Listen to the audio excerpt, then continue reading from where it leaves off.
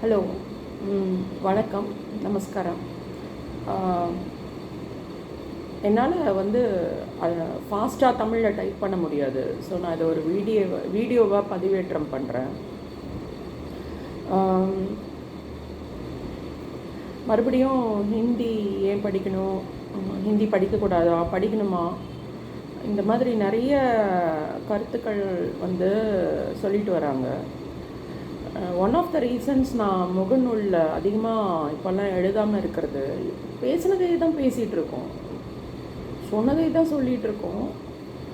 And இதுக்கு காரணம் வந்து கோட்பாடுகள், அதாவது நாம் சொல்கிற கருத்துக்கள், கோட்பாடுகள், இதில் எல்லாத்துலேயும் வந்து ஒரு எக்ஸ்பைரி டேட் வந்துருச்சோன்றது எனக்கு தோணுது. நல்லா பார்த்தீங்கன்னா கடந்த 10 வருஷத்தில் முகநூலில் அறிவுசார் தமிழ் உலகத்தில் எதையுமே புதுசாகவே பேசலை. In fact to be more precise, last 6 to 7 years, ஒரு 2018க்கு அப்புறம் வந்த தேக்கம் இது. எல்லாரும் தங்களை முன்னிறுத்திக்கணும்னு தான் பார்க்குறாங்களே ஒழிய, உண்மையிலேயே இளைஞர்களுக்கு, எஸ்பெஷலி 2K கிட்ஸுக்கு, 40கள் 50களில் இருக்கிறவங்க வந்து என்னத்தை கொண்டுட்டு போய் சேர்த்துருக்காங்கன்னா 0. ஸோ இப்போ ஹிந்தி விஷயத்துக்கு நம்ம வரலாம். Okay, before even seeing Hindi விஷயம், நான் ஒன்று சொல்லிக்க விரும்புகிறேன். நான் தமிழ்நாட்டில் பிறந்து வளர்ந்த ஒரு தமிழச்சி. ஆனால் என்னுடைய தாய்மொழி வந்து தெலுங்கு. நான் தெலுங்கு பொண்ணாக தான் உணர்றேன்னா, ஆமாம், நான் வந்து என்னுடைய தாய்மொழி தெலுங்கு அப்படின்னு சொல்லிட்டு தான் நான் உணர்றேன். ஆனால் நான் எந்த பிரதேசத்தை சேர்ந்தவ அப்படின்னு நான் என்கிட்ட கேட்டிங்கன்னா தமிழ்நாடு. உனக்கு தாய்மொழி தெலுங்கு பிடிக்குமா, உனக்கு தமிழ் பிடிக்குமா அப்படின்னா எனக்கு தமிழ் தான் பிடிக்கும். அதுக்கப்புறம் தான் என்னுடைய தாய்மொழி வரும். இந்த ஸ்டாண்டில் நான் வந்து ஒரு 35 வயசில் இருந்து ரொம்ப கிளியராக இருக்கேன். இது எதனால் வந்ததுன்றது பின்னாடி பார்த்துக்கலாம். பட் ஆனால் நான் ஒன்று சொல்ல விரும்புகிறேன். என்னுடைய ப்ரொஃபைலை பார்த்தீங்கன்னா தெரியும், நான் உலகம் ஃபுல்லாக ட்ராவல் பண்ணியிருக்கேன். எல்லா விதமான இனக்குழுக்களோடையும் வேலை பார்த்துருக்கேன். எனக்கு நிறைய ப்ரெஜுடிசஸ் இருந்தது, அதாவது நிறைய ஜட்ஜ்மெண்ட்ஸ், இல்லாட்டினா இவங்கெல்லாம் இப்படி தான் அப்படின்ற விஷயங்கள் நிறைய இருந்தது என்னுடைய இளமை காலத்தில். எனக்கு இப்போ இந்த வருஷத்தோட 50 வயசு முடியும். ஆனால் இந்த கடந்த 20 வருஷத்தில் எல்லாமே கொஞ்சம் கொஞ்சமாக நானே கான்ஷியஸாக உடைச்சிருக்கேன். இல்லாட்டினா நான் சூழ்நிலைகள் என்னுடைய முன்முடிவுகளை உடைச்சிருக்கு. இந்த இனம் இப்படி தான், தமிழ் இனமா இது இப்படி தான், கருப்பினமா இது இப்படி தான், வெள்ளைக்காரங்களா இவங்க இப்படி தான் அப்படின்ற முன்முடிவுகளெல்லாம் என்னுடைய வாழ்க்கை சூழ்நிலைகளும் ப்ளஸ் நான் வந்து விழிப்புணர்வோடையும் நிறைய உடைச்சிருக்கேன். ஏன்னா முன்முடிவுகள் வந்து தேக்கத்தை உருவாக்கும். இப்போ தமிழ் இனம் அப்படின்றத பற்றி நம்ம பார்த்துடலாம். முதல்ல ஹிந்தியா தமிழா, ஹிந்தி வேணுமா தமிழ் வேணுமா, சமஸ்கிருதமா, இதெல்லாம் பார்க்குறதுக்கு முன்னாடி என்னுடைய அப்சர்வேஷன், நான் வந்து படித்ததெல்லாம் நான் சொல்ல மாட்டேன் எப்போவுமே. என்னுடைய கருத்துக்களில், என்னுடைய முகநூலில் பார்த்தீங்கன்னா நான் என்ன உணர்ந்தனோ, நான் ஹைபாத்திசிஸே கொடுக்க மாட்டேன், தியரிஸும் கொடுக்க மாட்டேன், அப்சர்வேஷனை தான் கொடுப்பேன். பிகாஸ் ஹைபாத்திசிஸ் தியரிஸ் எல்லாம் கொடுக்கறதுக்கு முன்னாடி நாம் வந்து அதுக்குண்டான ஃபேக்ட்ஸ் அண்ட் ட்ரூத்ஸை கொண்டு வரணும். ஃபேக்ட்ஸ் வேறு, ட்ரூத்ஸ் வேறு, ஹைபாத்திசிஸ் வேறு, தியரிஸ் வேறு. ஒரு சயின்டிஸ்டாக இதுக்கெல்லாம் வந்து நிறைய டிஃப்ரென்சஸ் இருக்குதுன்னு எனக்கு தெரியும். ஆனால் இன்றைக்கி லேபில் ஒர்க் பண்ணுறவங்கெல்லாம் வந்து சயின்டிஃபிக் ஃபோரம் கண்டக்ட் பண்ணிகிட்ருக்காங்க, அது வேறு விஷயம். ஓகே, சும்மா லேபில் டெக்னீஷியனாக வேலை பார்த்தவங்கலாம் நாங்கள் அறிவியல் பேசுகிறோன்னு முகநூலில் பேசிகிட்டு இருக்காங்க. என்னால் அதுக்கு உண்டான பதில்களை கொடுக்க முடியாது. பட் இதை ஒரு ஃப்ரெஷ் பார்வையை நாம் வந்து ஒரு ஃப்ரெஷ்ஷாக ஒரு தமிழர்கள் அப்படின்னு இருக்கிறவங்க இந்த கடந்த 60-70 வருஷங்களில் உலகத்துக்கு என்ன கான்ட்ரிபியூட் பண்ணியிருக்காங்க அப்படின்றத ஃபஸ்ட்டு பார்த்துட்டு, தமிழ் மக்கள் ஹிந்தி படிக்கணுமா வேண்டாமான்றதை அப்புறம் பார்க்கலாம். முதல்ல வந்து தமிழர்கள் உடைச்ச நார்ம்ஸு, பொது கருத்துக்கள் நிறைய இருக்குது இந்த கடந்த 60-70 வருஷத்தில். முதல்ல அவங்க உடைச்ச ஒரு நார்ம் அது என்னென்னா, வெள்ளையாக இருக்கிறவன் தான் அறிவாளி, வெள்ளையாக இருக்கிறவன் தப்பு பண்ண மாட்டான், வெள்ளையாக இருக்கிறவன் தான் தலைவன், வெள்ளையாக இருக்கணும்னு நினைக்கிறவங்க தான் அதாவது தன்னை வெள்ளையாக வச்சுக்கணும்னு நினைக்கிறவங்க, தன்னை வெள்ளையாக மாற்றிக்கணும்னு நினைக்கிறவங்க தான் சுப்பீரியர். எல்லாத்தையும் உடைச்சவங்க தமிழர்கள். தமிழுடைய நிறம் வந்து கருப்பு. தமிழர்களுடைய ஆதி தமிழர்களுடைய நிறம் வந்து சுத்தமான கருப்பு. இன்றைக்கும் தென் தமிழகத்தில் பார்த்திங்கன்னா நல்ல அழகான ஒரு கருப்பு, இந்த காராம்பசு கருப்புன்பாங்க தெரியுமா, அந்த மாதிரி கருப்பில் இருப்பாங்க. இலங்கை தமிழர்கள் அதே மாதிரி கிழக்காசியாவில் இருக்கிற தமிழர்கள் பார்த்தோன்னா இன்னும் நல்ல அந்த கருப்பில் தான் இருப்பாங்க. ஆனால் கிரேட் மைண்ட்ஸ். நான் சொல்கிறேன், நான் இது தமிழ்நாட்டில் பிறந்து வளர்ந்ததுனால சொல்லலை, உலகத்துடைய பல கண்ட்ரீஸ்க்கு நான் பயணம் பட்டிருக்கேன். எங்கேயாவது ஒரு இடத்துல வெள்ளைக்காரனை சேலஞ்ச் பண்ணுறவன், சைனாக்காரனை சேலஞ்ச் பண்ணுறவன் ஒருத்தர் இருந்தானா அது ஒரு இந்திய தமிழன் இல்லாட்டினா ஒரு இலங்கை தமிழனாக தான் இருப்பான். இதில் வந்து this is my experience again and again. நான் முதல்ல போய் வாழ்ந்த நாடு வந்து தாய்லாண்டு. அங்கே ஒரு இன்ஸ்டிடியூட்டில் என்னுடைய 2வது முதுநிலை, என்னுடைய 2nd போஸ்ட் கிராஜுவேஷனை படித்தேன், பயோப்ராசஸ் டெக்னாலஜி. அங்கே நான் போய் சேரும் போது எனக்கு முந்தின வருஷத்தில் கிளாஸ் டாப்பராக இருந்தவங்க யார் அப்படின்னு பார்த்தீங்கன்னா ஈஸ்வரானந்தம் சச்சிதானந்தம் அப்படின்ற ஒரு இலங்கை தமிழ் மாணவர். இன்னைக்கு முகநூலில் தான் இருக்கிறாரு. எனக்கு என்ன ஆச்சரியமாக இருந்ததுன்னா, அவங்க என்னுடைய பேட்சில் வந்து அதிகமான மதிப்பெண் வாங்கினவங்க யாருன்னா சிவரூபன் தேவேந்திரன். நாங்கள் சிவான்னு கூப்பிடுவோம். எங்கள் எல்லாருக்கும் அவ்வளோ பிடிச்ச ஒரு அழகான செல்லமான மாணவர். இல்லை கருக்கருன்னு தான் இருப்பார். ஆனால் he was the most loud and most appreciated student. நான் டாப்பராக இல்லையான்னு கேட்டிங்கன்னா I was the most out going and very proficient student. ஆனால் நான் என்றைக்குமே வந்து இந்த முதல் இடம் அப்படின்றத நோக்கி ஓடவே மாட்டேன். ஸோ ஓடுனேன்னா எனக்கு கிடச்சிருக்குமான்னு தெரியாது, பட் அதை பற்றி யோசிச்சது கூட இல்லை. I will always have my own track. அந்த ட்ராக்கில் போயிட்டுருப்பேன்.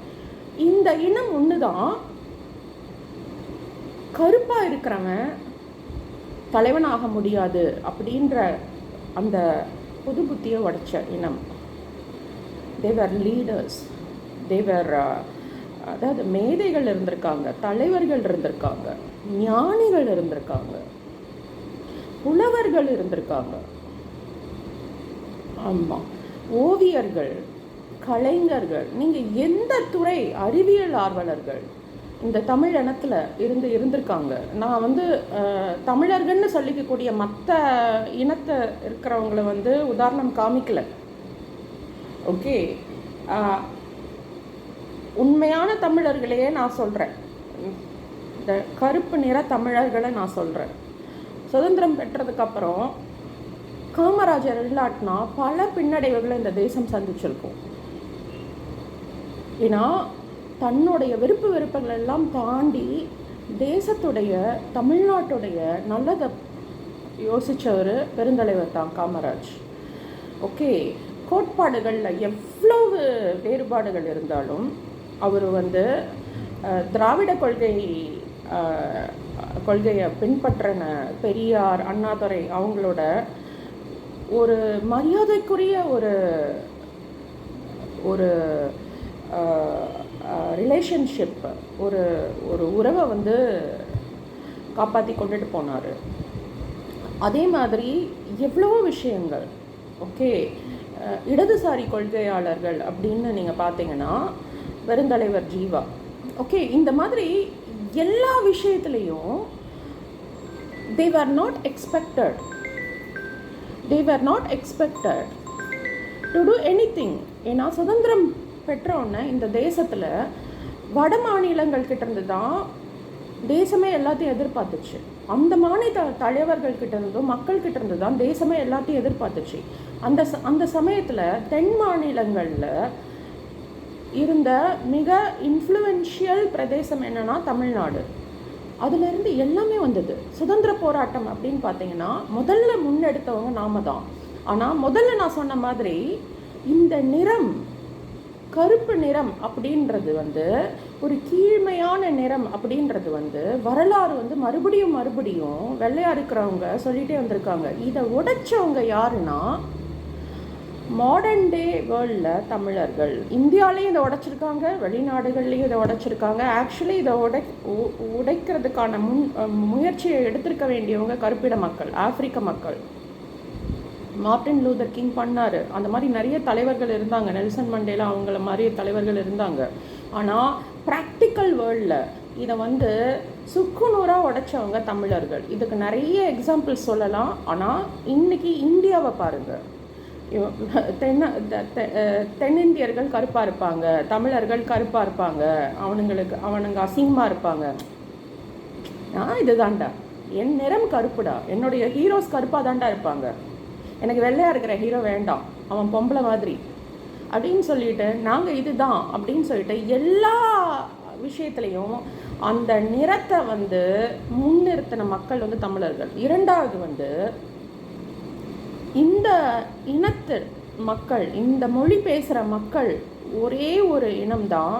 இந்த மொழி தாய்மொழி இல்லாத மக்களும் இந்த மொழிக்காக போராடுற ஒரு ஒரு குணத்தை நீங்கள் பார்க்கலாம். ஒரு பெங்காலி மொழிக்காக பெங்காலிஸ் தான் போராடுவாங்க, மராத்தி மொழிக்காக மகாராஷ்டிரிய மொழிக்காக மகாராஷ்டிரியன்ஸ் தான் போராடுவாங்க, இந்தி மொழிக்காக அந்த பெல்ட் போராடும், கன்னட மொழிக்காக கன்னடர்கள் போராடுவாங்க. இந்த ஒரு மொழிக்காக மட்டும்தான் இந்த பிரதேசத்தில் வாழ்கிற எல்லா மக்களும் போராடுவாங்க.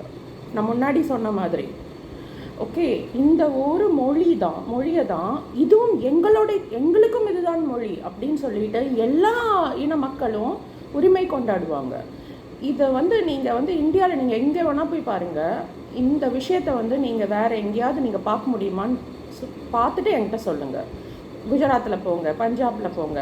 இல்லை நானும் பஞ்சாபி தான், நானும் குஜராத்தி தான் சொல்லிட்டு அங்கே ஒரு தென்னிந்தியனோ ஒரு பெங்காலியோ போய் சொல்கிறாங்களான்னா இல்லை. ஆனால் இங்கே அது நடக்கும். அதுக்கு உண்டான காரணம் என்ன? இந்த மொழி மட்டும் கிடையாது, இந்த இனத்து மக்களும் கூட தான்.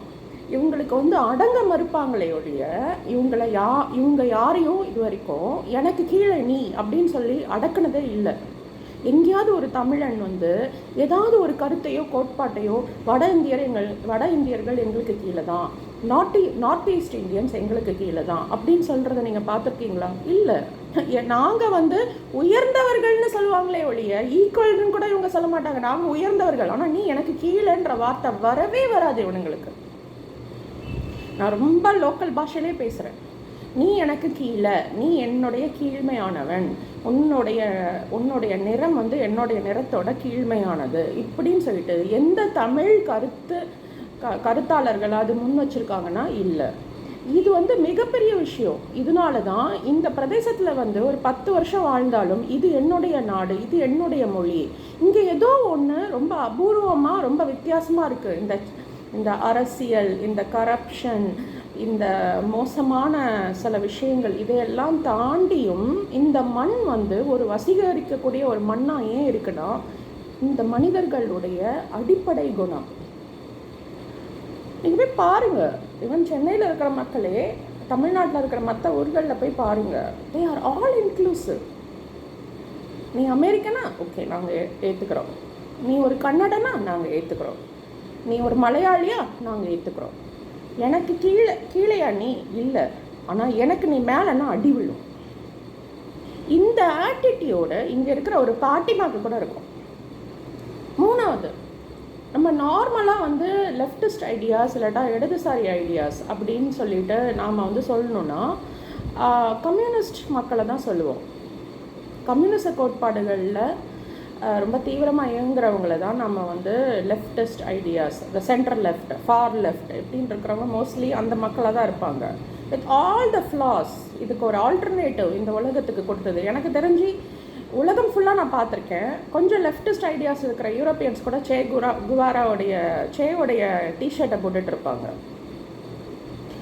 Okay, they will not lean towards China, but ஆனால் அவங்க ஸ்பானிஷ் இடதுசாரி கொள்கையாளர்களுடைய படங்களை தங்களுடைய டிஷர்ட்ஸில் இதிலெல்லாம் போட்டுட்ருப்பாங்க. தமிழ்நாடு ஒன்று தான் அதுக்கு ஒரு மாற்றம் கொடுத்தது இந்த உலகத்துக்கு. அது திராவிட கொள்கை. அதில் நிறைய ஃப்ளாஸ் இருக்குது, அதில் நிறைய ஓட்டைகள் இருக்குது, எல்லாமே ஒத்துக்கிறேன். எல்லா கோட்பாடுகள்லேயும் எல்லா கொள்கைகள்லேயும் இன்ஃபேக்ட் ஈவன் அறிவியல் ஹைபாத்தசிஸ் அண்ட் தியரிஸில் கூட நிறைய ஓட்டைகள் இருக்குது. சோஷியல் சயின்சஸ்னாலும் சரி, நேச்சுரல் சயின்சஸ்னாலும் சரி, நாம் கொடுக்குற கோட்பாடுகள் இல்லாட்டினா ஹைப்போதசிஸ் இல்லாட்டா தியரிஸ், இதில் எல்லாம் ஓட்டைகள் இருக்க தான் செய்யும். அந்த ஓட்டைகளெல்லாம் கொஞ்சம் கொஞ்சமாக நாம் அடைச்சி அந்த கோட்பாடுகளில் இருக்கிற ஃப்ளாஸ், குறைகளை எல்லாத்தையும் நிவர்த்தி பண்ணி மேன்கைண்டுக்காக மனித இனத்திற்கான நல்ல விஷயங்களை இந்த சமுதாயத்துக்கு கொடுக்கறது தான் லீடர்ஸ் பண்ணக்கூடிய விஷயம். பெரியார் ஒரு கொள்கைகளை, ஒரு செட் ஆஃப் கொள்கைகளை கொடுத்துட்டு போயிருக்காருன்னா அதோடைய எவல்யூஷன் கண்டிப்பாக நடக்கணும். நாம் இந்த வரிகளை கொடுத்துருக்காரு, இந்த வரியை தாண்டி எதையுமே யோசிக்கக்கூடாது அப்படின்னு இருக்கிறவங்க கிடையாது. ஓகே, நான் எனக்கு பின்னாடி பார்ப்பேங்க தீவிரமான ஒரு ஹிந்து. ஓகே, ஆனால் எனக்கு எவ்வளோ விஷயங்கள் பெரியாருடைய கருத்துக்கள், எஸ்பெஷலி பெண்களை பற்றி நான் அவர் சொன்ன கருத்துக்கள் எனக்கு எவ்வளவோ இன்ட்ரிகாக இருந்திருக்கு, எனக்கு எவ்வளவோ உத்வேகத்தையும் கொடுத்துருக்கு. ஓகே, முதல்ல அப்பியரன்ஸ். இப்போ நான் சாதாரண உடை அணிஞ்சிட்டு தான் உங்ககிட்ட பேசுகிறேன். என்னுடைய கருத்துக்கள் தான் முதன்மையாக இருக்கணுமே ஒழிய என்னுடைய அப்பியரன்ஸ், நான் நல்லா இருக்கிறேன்னா, நான் என்ன ட்ரெஸ்ஸு போட்டிருக்கேன், நான் லிப்ஸ்டிக் போட்டிருக்கேனா, இது முதன்மையாக இருக்கக்கூடாது. உன்னுடைய கருத்துக்கள் முதன்மையாக இருக்கணும். இதை ரொம்ப ஆணித்தரமாக, ரொம்ப பச்சையாக, ரொம்ப கொச்சையாக சொன்னவர் அவர். Don't project your body first, project your mind. And உண்மையிலேயே உன்னை நேசிக்கிற ஒரு ஆண், உண்மையிலேயே ஒரு ஆண் மரியாதை கொடுத்தனா, அவன் உன்னுடைய கருத்துக்களுக்காக மரியாதை கொடுக்குற ஆண் தான் உனக்கு வேணுமே ஒழிய உன்னுடைய உருவத்திற்காக உன்னை நோக்கி கவர்ந்தெழுக்கப்பட்ட ஆண் உனக்கு தேவையில்லை அப்படின்றத ரொம்ப கொச்சையாக ஒரு சாதாரண படிக்காத ஒரு பெண் சொல்கிற அளவுக்கு அழகாக சொன்னவர் அவர் தான். பாரதி ரொம்ப கவித்துவமாக சொன்னார், நிமிர்ந்த நன்னடையும் நேர்கொண்ட பார்வையும்னு. பட் அதெல்லாம் வேண்டாம், அதெல்லாம் இன்டலெக்சுவல்ஸ்க்கு, படித்த பெண்களுக்கு. இதோ போய் ஒரு கூடக்காரிக்கிட்ட, ஒரு மீன் விற்கிறவர்கிட்ட, ஒரு களப்பிடுங்கிறவர்கிட்ட, நீ தனித்துவமானவள், நீ தனியாக இயங்க முடியும், நீ அடிமை இல்லை அப்படின்னு சொன்ன தத்துவம் நான் பெண், நான் அதனால் ஃபஸ்ட்டு பெண்களுக்காக தான் பேச முடியும். திராவிட கொள்கை என்னத்தை கொடுத்துச்சு பெண்களுக்காக அப்படின்னு. ஸோ இன்றைக்கி நிறைய பேர் காலை விரிச்சு போட்டு செக்ஷுவலி ஆக்டிவாக எல்லாரோடையும் படுத்துட்டு இருக்கிறது தான் பெரியார் சொன்னாருன்றாங்க. No, he never said that பெண் அடிமையானால்ன்ற புத்தகத்தை எடுத்து பாருங்கள், அவர் ஒரு நாளும் அதை சொன்னதே கிடையாது. தனக்கு பிடித்த ஆணை நோக்கி ஒரு பெண் போகிறதுக்கு இந்த சமுதாய சுதந்திரம் கொடுக்கணும்னு சொன்னாரே ஒழிய எல்லாரோடையும் போய் இஷ்டத்துக்கு படுத்து எழுந்திரிச்சிட்டு இருக்கிறது தான் பெண் சுதந்திரம்னு சொல்லிட்டு பெரியார் என்றைக்குமே சொன்னதில்லை. இன்ஃபேக்ட் இடதுசாரி வலதுசாரி எந்த கோட்பாடுகளும் இது வரைக்கும் சொன்னதில்லை. தன்னுடைய சுயநலத்துக்காக அதை டிஸ்டார்டடாக பெண்களை மிஸ்யூஸ் பண்ணிக்கணும்னு நினைக்கிற சில கும்பல்கள் இப்போ அதை பயன்படுத்திக்கிட்டு அதை தன்னை அறிவுஜீவின்னு சொல்லிக்கிற மற்ற சில பேர்கள் அதை ப்ரொபகேட் பண்ணிகிட்டு இருக்காங்க. நோ, அப்படி என்றைக்குமே பெரியார் சொன்னதில்லை. இந்த மாதிரி வெள்ளையாக இருக்கிறவன் தான் அறிவாளி, அவன் தான் உயர்ந்தவன், இந்த பொது புத்தியை உடைச்சிது.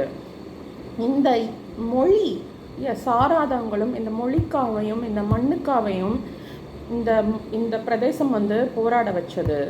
அப்புறம் மூணாவது, கம்யூனிச சித்தாந்தங்களை தாண்டி அதற்கு ஒரு மாற்றாக ஒரு லிபரல் கோட்பாடுகளை, ஒரு விடுதலை உணர்வுடைய கோட்பாடுகளை இந்த நாட்டுக்கும் இந்த உலகத்திற்கும் கொடுத்தது. நாலாவது என்னென்னா, சுதந்திரம் வாங்கும் போது கிட்டத்தட்ட 80s 90s வரைக்குமே இன்றைக்குமே வடநாட்டுக்கு கொடுக்கப்படுற ஃபண்ட்ஸ் தமிழ்நாட்டுக்கு யாருமே கொடுக்கல. ஓகே, தமிழ்நாடு எஸ்பெஷலி தென்னிந்தியா, நார்த் ஈஸ்ட் இந்தியா இதுக்கெல்லாம் கொடுக்கறது இல்லை, இதுதான் உண்மை.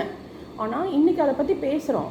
80s 90s 90கள் ஆரம்பத்தை வரைக்கும் எங்கள் அப்பா சொல்லுவாங்க, அதை பற்றி யாருமே பேச மாட்டாங்க, ஒன்றுமே இருக்காது. ஜங்ஷன்னு சொல்லுவாங்க, அங்கே ட்ரெயினே வராது. ஆனால் வடநாட்டில் இருக்கிற சில ரயில்வே ஸ்டேஷன்ஸ் பார்த்தோன்னா பெருசாக பிரம்மாண்டமாக இருக்கும்.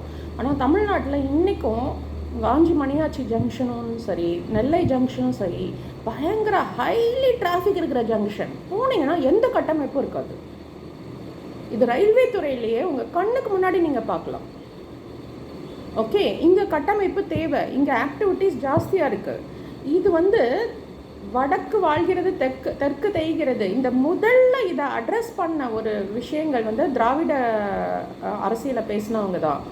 இதை பேசினதுனால என்னன்னா இந்த டிஸ்கிரிப்பன்சிஸ் இருக்குன்னு சொல்லிட்டு எல்லாருக்கும் தெரிய வந்தது. இன்றைக்கி நிறைய வட இந்தியர்களே ஒத்துக்கிறாங்க, ஆமாம் இந்த டிஸ்கிரிப்பன்சி இருந்திருக்கு. இந்த மாற்றாந்தாய் மனப்பான்மையோட அப்போ இருந்த காங்கிரஸ் கவர்மெண்ட் அப்படி தான் ஹேண்டில் பண்ணியிருக்கு நார்த் ஈஸ்ட் இந்தியாவையும் தென்னிந்தியாவையும். அவங்க மகாராஷ்டிரியன்ஸையோ குஜராத்தீஸையோ பஞ்சாபீஸையோ அப்படி ஹேண்டில் பண்ணல, நம்மளையும் நார்த் ஈஸ்ட் இந்தியாவிலே தான் ஹேண்டில் பண்ணியிருக்காங்க. இதை முதல்ல எதிர்த்த இனம் என்னன்னா தமிழ் இனம் தான். நீ யார் எங்களை வந்து அடக்கி வைக்கணும்னு நினைக்கிறது? நீ யார் எங்களுடைய டெவலப்மெண்ட்டை சப்ரஸ் பண்ணணும்னு நினைக்கிறது? We will develop, we are better than you.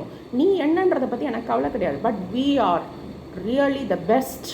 நான் முதல்ல சொன்ன அந்த விஷயம், we are good, we are very good. இதில் அவங்க ரொம்ப ரொம்ப கிளவராக அவங்க பண்ணின விஷயங்கள் என்னென்னா, அவங்க மொத்த தென்னிந்தியர்களையும் ஒன்றா சேர்க்கணும்னு நினச்சது. ஆரம்பத்தில் அவங்க சேரல, ஆனால் இன்றைக்கி சேருவாங்க.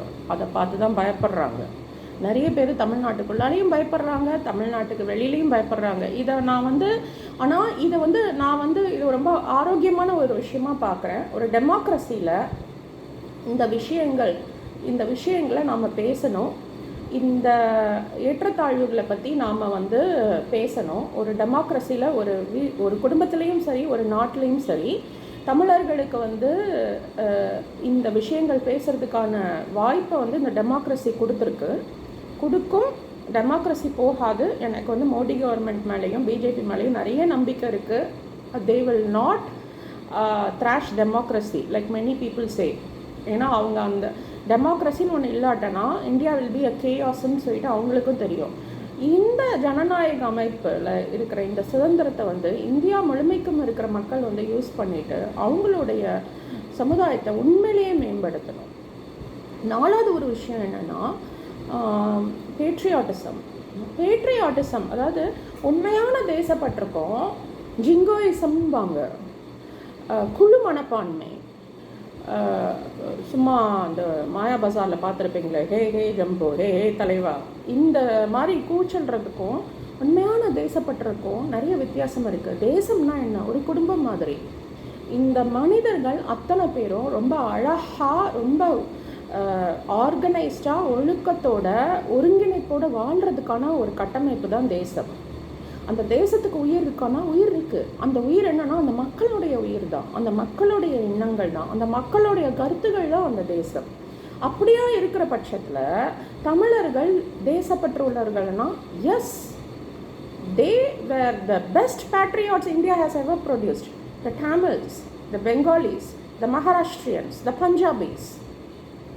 நீங்கள் பாருங்கள், இந்த 4 ஸ்டேட்ஸையும் இந்த தேசத்தில் இருந்து நாம் பிரிச்சிட்டோன்னா இந்த தேசமே இல்லைங்க. It is just a empty shell. Okay. And இதில் தமிழர்களுடைய தேசப்பற்று ஒரு ரொம்ப சட்டிலாக இருக்கும்.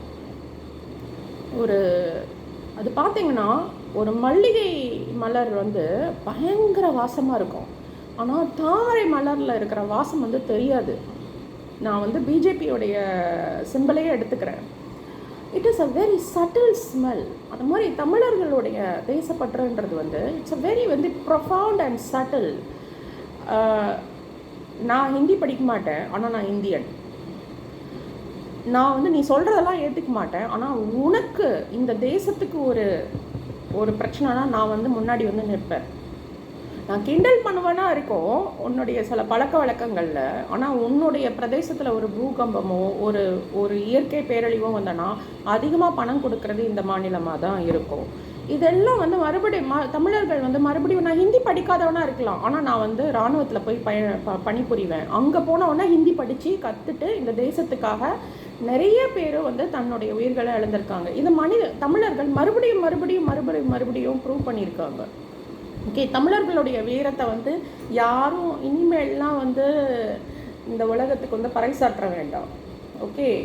ஸோ இது எல்லாமே கணக்கில் வச்சு தான் தமிழர்கள் ஒரு மொழியை எங்களுக்கு மேலே திணிக்காதீங்க அப்படின்னு சொல்லும் போது அதுக்கு பின்னாடி இருக்கிற விஷயத்தை பார்க்கணும். அதை வச்சு இன்றைக்கி எல்லா கட்சிகளும் அரசியல் பண்ணுது. அதை வச்சு எல்லா கட்சிகளும் மக்கள்கிட்ட ஓட்டை பிரிக்கணும்னு நினைக்குது. பட் உண்மையிலேயே இந்த மக்களுக்கு என்ன வேணும், உண்மையிலேயே இந்த தேசத்துக்கு என்ன வேணும் அப்படின்னு சொல்லிட்டு நாம் பார்த்தோன்னா, இந்த எங்களுக்கு இது வேண்டான்னு சொல்கிறதுக்கு முன்னாடி நிறைய விஷயங்களை நம்ம பார்ப்போம். அப்படி இருந்தும் இன்றைக்கி தமிழர்கள் ஹிந்தி கற்றுட்டு தான் இருக்கிறாங்க. இந்த ஹிந்தியை ஏன் கற்றுக்கணும்? இதை தவிர்த்து இன்றைக்கு இருக்கிற இளைஞர்கள் என்ன மொழியை கற்றுக்கணும், என்னென்ன மொழியெல்லாம் கற்றுக்கணும், அது ஒரு எஜுகேஷனிஸ்ட், ஒரு கல்வியாளராக நான் கண்டிப்பாக சொல்லுவேன். அது என்னுடைய நெக்ஸ்ட்டு பதிவில் இருக்கணும். ஓகே, எனக்கு இதெல்லாம் எழுதுறதுக்கு தான் ஆசை. Because my most refined thoughts will come only in writing. ஆனால் என்னால் தமிழை அவ்வளோ வேகமாக டைப் பண்ண முடியல. I am very sorry. Thank you very much.